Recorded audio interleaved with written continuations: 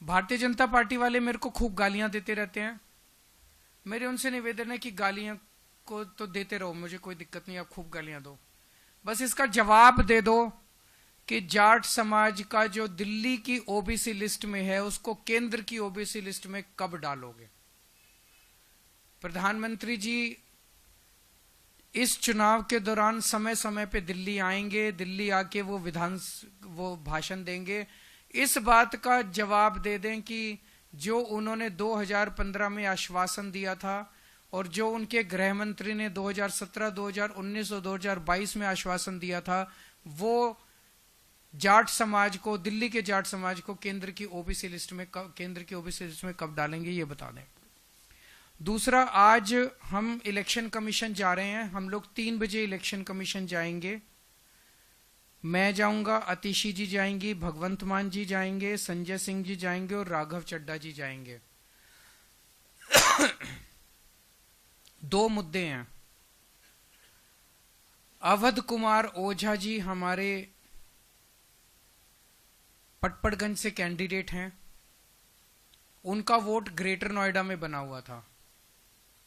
उन्होंने दिल्ली में वोट बनवाने के लिए 26 दिसंबर को फॉर्म 6 भर दिया, आवेदन दे दिया। उन्हें वहां से कोई जवाब नहीं आया। किसी ने उन्होंने कहा कि चूंकि आपका ग्रेटर नोएडा में वोट बना हुआ है तो आपको फॉर्म 6 नहीं फॉर्म 8 भरना पड़ेगा ट्रांसफर के लिए। तो उन्होंने 7 जनवरी को फॉर्म 8 भर दिया। कानून के मुताबिक 7 जनवरी लास्ट डेट थी फॉर्म 8 भरने की। इलेक्शन कमीशन के मैनुअल ये कहते हैं कि आखिरी डेट ऑफ नॉमिनेशन से 10 दिन पहले तक फॉर्म 6, फॉर्म 8, फॉर्म 7 भरे जा सकते हैं। 17 जनवरी लास्ट डेट है, तो 10 दिन पहले मतलब 7 जनवरी लास्ट डेट थी। उन्होंने लास्ट डेट को फॉर्म 8 अपना भर दिया कि मेरा ग्रेटर नोएडा से दिल्ली वोट शिफ्ट करवा दिया जाए। दिल्ली के चुनाव आयोग सीईओ, इलेक्टोरल ऑफिसर जो है दिल्ली की, उन्होंने एक ऑर्डर निकाला जिसमें उन्होंने लिखा कि 7 जनवरी लास्ट डेट है। मिस्टीरियसली एक दिन बाद दोबारा ऑर्डर निकाला और उसमें कह दिया 6 जनवरी लास्ट डेट है। यह दूसरा ऑर्डर क्यों निकाला गया? यह कानून के खिलाफ है, इलेक्शन कमीशन की गाइडलाइंस के खिलाफ है, इलेक्शन कमीशन के मैनुअल के खिलाफ है। मैनुअल ये कहता है, गाइडलाइंस ये कहती है कि लास्ट डेट ऑफ नॉमिनेशन के 10 दिन पहले तक एक्सेप्ट किया जाएगा। 10 दिन पहले होते हैं 7 जनवरी। 7 जनवरी लास्ट डेट होनी चाहिए थी। चीफ इलेक्टोरल ऑफिसर ने भी ऑर्डर निकाला था 7 जनवरी लास्ट डेट होगी। फिर अचानक से ऐसा प्रतीत होता है कि पीठ पीछे कुछ हुआ है।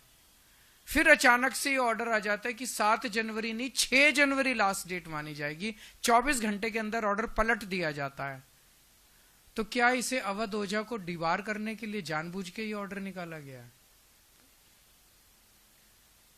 इसके बावजूद भी इलेक्शन कमीशन का मैनुअल है, वो ये कहता है कि अगर कोई एप्लीकेशन फॉर्म 8 की, ट्रांसफर ऑफ वोट की, लास्ट डेट के बाद भी आती है तो इलेक्शन कमीशन उसको गौर कर सकता है और स्पेशल सर्कमस्टांसेस में।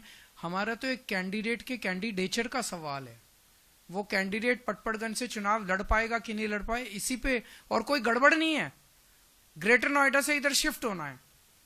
तो आज हम चीफ इलेक्शन कमीशन से मिलेंगे और उनसे ये निवेदन करेंगे कि अवध ओझा का ट्रांसफर करवाया जाए ताकि वो अपना चुनाव नॉमिनेशन पेपर्स फाइल कर सके। और दोबारा दूसरी मुद्दा है जो अभी 2-3 दिन पहले संजय सिंह जी ने उठाया था कि नई दिल्ली विधानसभा के अंदर भारतीय जनता पार्टी के कई सारे, परवेश Verma ji, Kamal Sandesh ji, CP Joshi ji, Kamlesh Paswan ji, Pankaj Chaudhary ji, Jayprakash ji, Revati Tripura ji, BJP MLA MP from Purulia Singh Mahato, Jyotirmay Singh Mahato ji, sir कई इनके बीजेपी की एमपीज के घर से 30-30, 40-40, 20-20 वोट, नए वोट बनने के लिए एप्लीकेशंस गई हुई हैं। ये बड़ा मिस्टीरियस है। मुझे एक पत्रकार ने बताया कि उन्होंने लोकल डीएम से पूछा, local DM district electoral officer होता है, उस लोकल डीएम से पूछा कि आप इसका क्या कर रहे हैं, तो मेरे को उस पत्रकार ने बताया कि लोकल डीएम का जवाब था कि भाई साहब एमपीज के घर में माली भी होते हैं, नौकर भी होते हैं, फलाना भी, तो इसका मतलब डीएम मन बना चुका है कि इस खेल में डीएम भी शामिल है। ये लोग अपने इन घरों में, परवेश वर्मा जी इस घर में 10 साल 11 साल से रह रहे हैं, 11 साल से रह रहे हैं। तो 11 साल से वो बिना माली के, बिना नौकर के, बिना रसोइये के, बिना उसके काम चला रहे थे। वहां तब तक 3 वोट बने हुए थे, वो 3 वोट से काम चला रहे थे। अब अचानक 15 दिन में उन्हें सारे रसोइये याद आ गए, सारे माली याद आ गए, सारी, ये क्या है? इलेक्शन कमीशन भी मिला हुआ है, बीजेपी भी मिली हुई है, सांसदों के घरों से 30-30, 40-40 वोट अगर 10 दिन 15 दिन पहले बनने चालू हो जाएंगे और डीएम, लोकल डीएम जो है पत्रकारों को उसकी जस्टिफिकेशन देगा, तो चुनाव की प्रक्रिया में सैंक्टिटी कहां बच गई? फिर चुनाव करा क्यों रहे हो? डिक्लेयर कर दो इनको, बीजेपी वालों को, कि बीजेपी जीत गई, बस अब इस देश के अंदर तानाशाही होगी। ये होने नहीं देंगे हम किसी हालत में। तुम हरियाणा, महाराष्ट्र जैसे मर्जी जीते होगे, दिल्ली की जनता ये एक्सेप्ट नहीं करेगी। ये फर्जीवाड़ा जो चल रहा है बीजेपी का, ये बीजेपी का जो धांधली चल रही है, इसका वोट कटवा दिया, उसका वोट जुड़वा दिया, ये दिल्ली के लोग नहीं होने देंगे, किसी हालत में नहीं हो देंगे। इन दोनों मुद्दों के ऊपर आज हम 3 बजे इलेक्शन कमीशन जाएंगे सब लोग। हमें समय नहीं मिल पाया क्योंकि कल रात को ही हमने रिक्वेस्ट भेजी है। हम इलेक्शन कमीशन के शुक्रगुजार हैं, जब भी हमने टाइम मांगा उन्होंने दिया। तो आज हम 3 बजे जाके वहाँ वेटिंग एरिया में बैठ जाएंगे, जैसे ही उनको समय होगा वो हमें बुला लेंगे अंदर। और चूंकि मामला बहुत अर्जेंट है, अगर तुरंत अवध ओझा का ट्रांसफर नहीं हुआ तो वो नॉमिनेशन पेपर नहीं भर पाएगा, और अगर तुरंत इसके कार्रवाई नहीं हुआ और डीएम, लोकल डीएम मिला हुआ इनके साथ, डीएम ने अगर ये सारे ऐड कर दिए वोट, तो फिर उनको रिजेक्ट कराना मुश्किल हो जाएगा, क्योंकि अब लास्ट डेट खत्म हो चुकी है। तो इन दोनों मुद्दों के ऊपर आज हम उनसे मिलने के लिए जाएंगे। बहुत बहुत शुक्रिया।